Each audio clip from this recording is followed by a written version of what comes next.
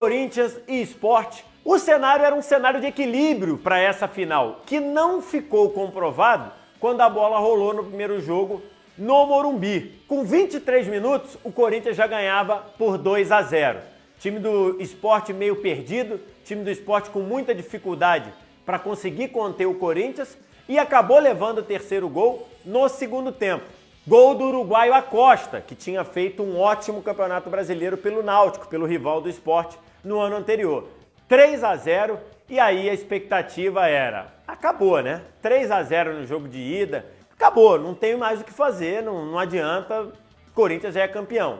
Só que o primeiro jogo não tinha terminado. O time do Sport jogou com muita vontade de descontar, muita disposição na reta final do jogo, nos últimos 15 minutos, e foi premiado aos 46 do segundo tempo com um gol do atacante Enilton. 3 Corinthians, 1 Sport. Na saída de campo, o Carlinhos Bala, o folclórico Carlinhos Bala, falou assim: esse gol do Enilton vai fazer a gente ser campeão na Ilha do Retiro. No jogo de volta, atmosfera espetacular na Ilha do Retiro, quase 35 mil torcedores pagaram para ver a decisão e o time do Sport com uma disposição, com uma concentração incrível, martelando, mas a consistência do Corinthians impedia de fazer qualquer coisa. Até que o próprio Carlinhos Bala, aos 34, fez 1-0 para o time do Sport. O Corinthians ficou meio atordoado, no que piscou, já tomou o segundo. Luciano Henrique. 3 minutos depois, Sport 2-0. Corinthians do Mano Menezes, na ocasião, não era tão qualificado, não era um time tão virtuoso tecnicamente, tentou ir para cima, tentou pressionar, mas não conseguiu. E a profecia do Carlinhos Bala se cumpriu. Sport campeão da Copa do Brasil 2008. Eu não gosto muito de usar a expressão nó tático, não, porque acho que ela não diz nada. Mas a Copa do Brasil de 2001, a final da Copa do Brasil de 2001, foi durante muito tempo usada como símbolo, como exemplo de um nó tático. Se enfrentavam na ocasião o Grêmio de Tite contra o Corinthians de Vanderlei Luxemburgo. A condição de favorito só aumentou após o primeiro jogo, disputado no nosso saudoso Estádio Olímpico. O Corinthians, com muita envolvência, com muita velocidade, fez 1-0 com Marcelinho Carioca e depois, no começo do segundo tempo, aumentou para 2-0. 2-0 jogando em Porto Alegre. Tava tudo muito bonito para o Corinthians do Lucha. Só que o time do Grêmio, justificando o apelido de imortal, não abriu mão do jogo, não desistiu da partida e com uma briga, com uma luta muito grande, conseguiu empatar a partida, 2-2, com 2 gols de Luiz Mário. Mas mesmo assim, mesmo com o Grêmio voltando de um 2-0, a sensação era que o Corinthians saía de Porto Alegre muito bem na fita. O jogo de volta, mais um no Morumbi, dava o Corinthians como maior favorito para ser campeão.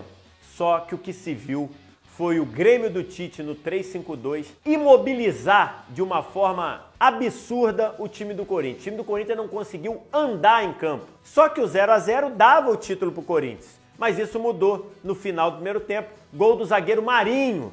Na bola aérea, ele fez 1-0. E aí o jogo mudou completamente de figura, que bateu o desespero no Corinthians. No segundo tempo, o Vanderlei botou o time do Corinthians para cima e o Zinho fez o 2-0 e praticamente selou a chance do Corinthians. Até conseguiu diminuir com o Everton aos 30 do segundo tempo, mas não passou disso. E o Marcelinho Paraíba, grande jogador daquela conquista, fez o 3-1, selando a conquista do Grêmio em cima de um Corinthians que não conseguiu jogar na partida decisiva. E a gente volta a 2001 com o trem-bala da Colina, final da Copa do Brasil de 2011, envolvendo Vasco e Curitiba, e foi uma final espetacular. No jogo de ida, um jogo mais amarrado, o Vasco venceu por 1-0.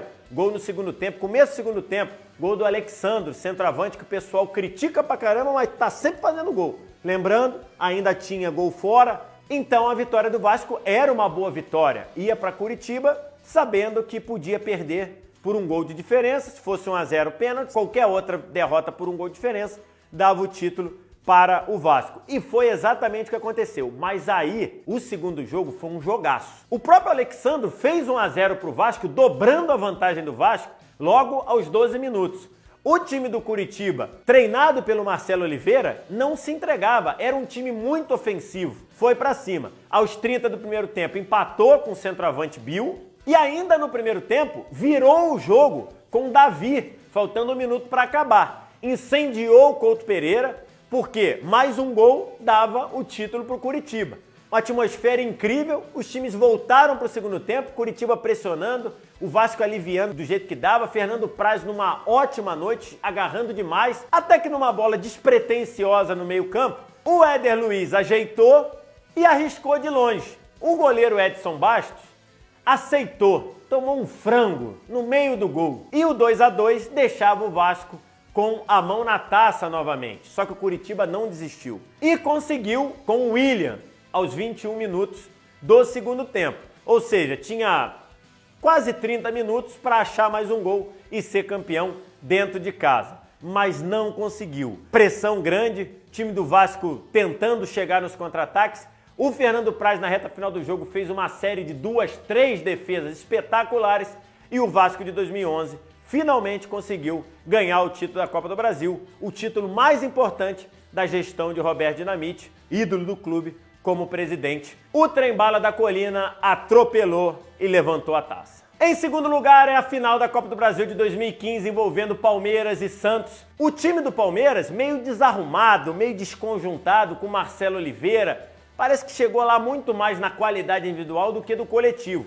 O Santos não, o time do Santos jogando bem, funcionando muito bem. No primeiro jogo, na Vila Belmiro, o time do Santos fez 1-0 com o Gabriel. O próprio Gabriel, o Gabigol, perdeu um pênalti, mas a superioridade do Santos foi muito grande. O Santos poderia ter feito muito mais. Esse jogo ficou conhecido pelo gol incrível perdido pelo Nilson, centroavante do Santos, que perdeu um gol de grau 10 na escala internacional David de gols perdidos. Mas o Santos saiu com 1-0 com a sensação de que poderia ter feito muito mais. E fez falta.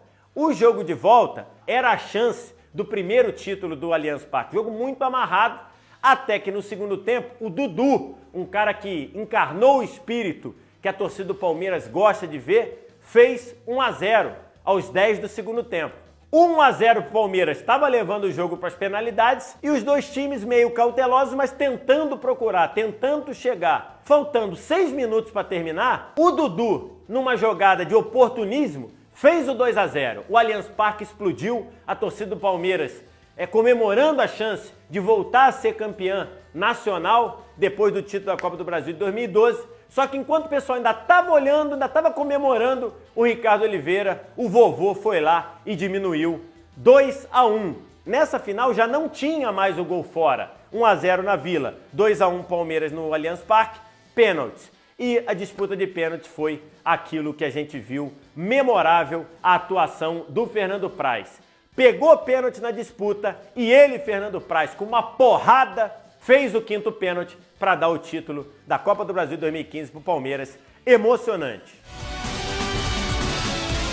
Antes da gente ver a maior final da Copa do Brasil, tem a explicação do número VSR. Eu tinha falado para você que o número VSR de hoje era 13. 13 é o número de vezes que o Vanderlei Luxemburgo chamou o Marcelinho Carioca de safado ou moleque naquele histórico embate dos dois na TV Bandeirante. E o grande vencedor do BS Ranking de hoje, as 10 finais mais sensacionais, mais espetaculares da Copa do Brasil, é desse Cruzeiro aqui, o Cruzeiro campeão da Copa do Brasil de 2000. É uma final espetacular em vários sentidos. O primeiro, a quantidade de craque, de bom jogador incluído na final. A outra, o histórico do São Paulo na Copa do Brasil. São Paulo ganhou título para dar e vender, mas não tem Copa do Brasil.